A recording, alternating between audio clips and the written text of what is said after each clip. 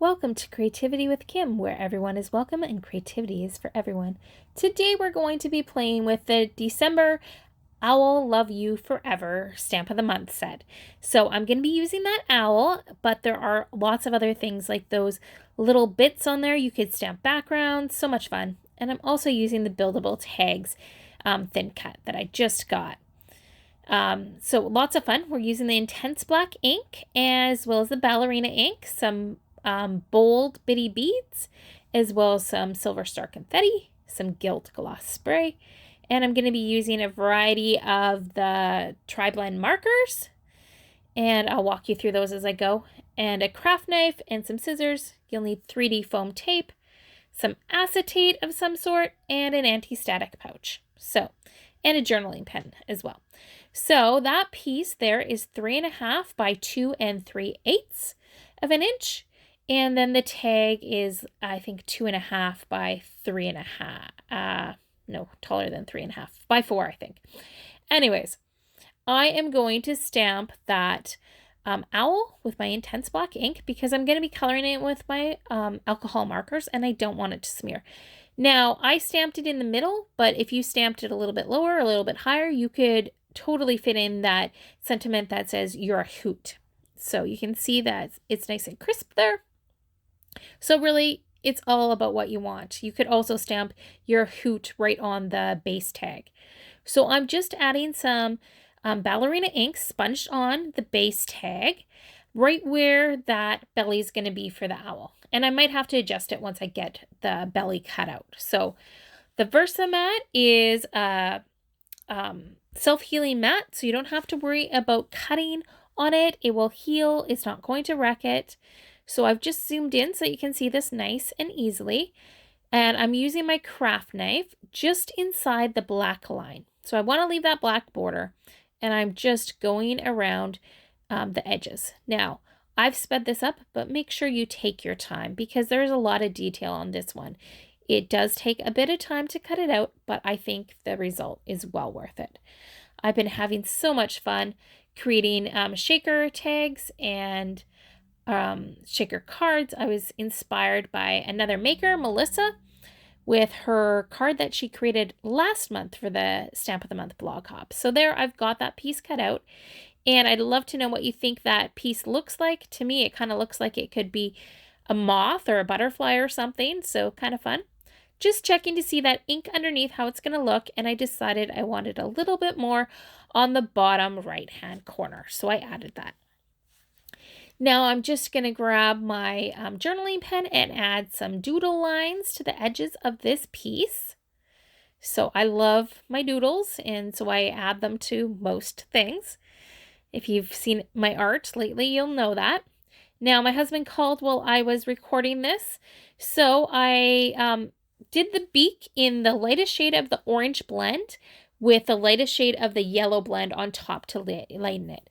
And I'm doing this right here in the lightest shade of the gold brown blend, and then I'm going to go around the edges with the mid-tone of that. And I'm doing the eyes with the mid-tone. So our tri-blend markers have 3 tones, and you have a light, a medium, and a dark. So I did the eyes with the medium, and I'm outlining them and adding some dimension on the eyeballs too with the dark shade. And then the top and around the mouth I'm doing with the dark shade, and I did 2 layers of it just to darken it up a little bit more. So you'll see that here. So I think it's just fun. It's so easy to color with these markers because you have your blending right there with the different colors. So I'm using the antique pink here, and I'm doing the darkest shade at the moment. And then I'm going to use the lightest shade for the other triangles. And so I did that for the base. And then for the eyes, above the eyes, for all the details there, I kind of did every other one. So one layer, there's kind of like different layers. So I did dark, light, dark, light, dark, light.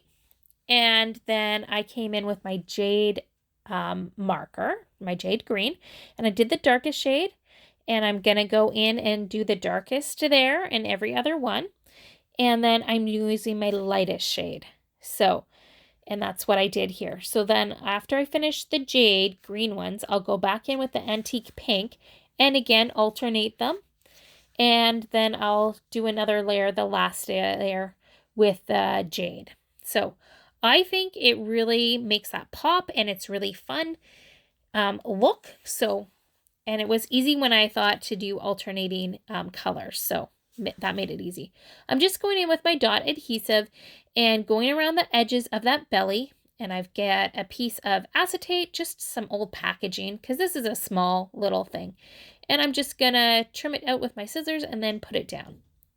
Now I've got my thin, the narrow, I should say. This is the thicker 3D foam tape, and I'm just making sure it all touches and outlining my shaker area and then putting it up on the other parts of the tag so I keep it all even. I went in with my anti-static pouch and just went around the edges and wiped it off the acetate. This keeps your beads and your stars from sticking to the foam tape in the inside. So I'm just going to pull off all my foam tape, and then I'm going to turn my tag upside down and place it over top. So really cute. I realized I forgot to ink the edges before I glued it together. So I went in and I used my black marker to just go along that top edge that I couldn't get with my ink pen. So you can see it's really cute. Then we're going to add some splatters with the Gilt gloss spray. Make sure you shake it up first because all that gold goodness likes to sink to the bottom. So the dots on this one, splatters on this one, ended up being a little bit thicker. And I've got some jute twine that is from my stash. It wasn't behaving when I went to tie it, so it took a little bit more, but I got it tied in the end. So you can find all the supplies in the description box as well as links. If you liked this, I hope you'll give this video a thumbs up and subscribe to my channel and hit the notification bell if you don't want to miss anything. So here's some close-up shots, and you can find all the details on my blog as well. And I hope you'll hop along on my blog hop and see all the creations that all the other makers created using this December stamp of the month. I can't believe it's December already. Have a great day. God bless. Bye.